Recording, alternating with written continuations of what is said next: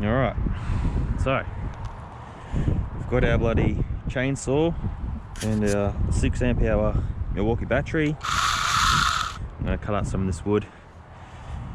First things first, eye protection and a pair of gloves.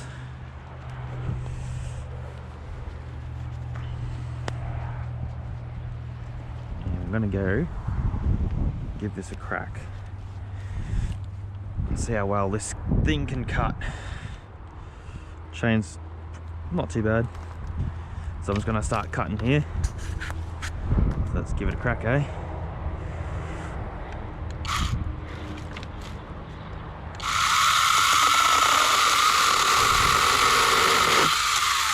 Look at that, what butter.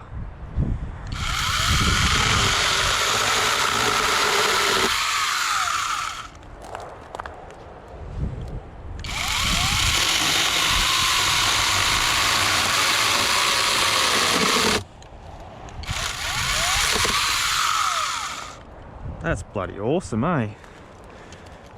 I mean, that bit there was a bit rotten anyway. It's starting to get a bit weathered. So I'm pretty happy. I mean, you got to consider like half that's still pretty dry. The thing is only up till here anyway.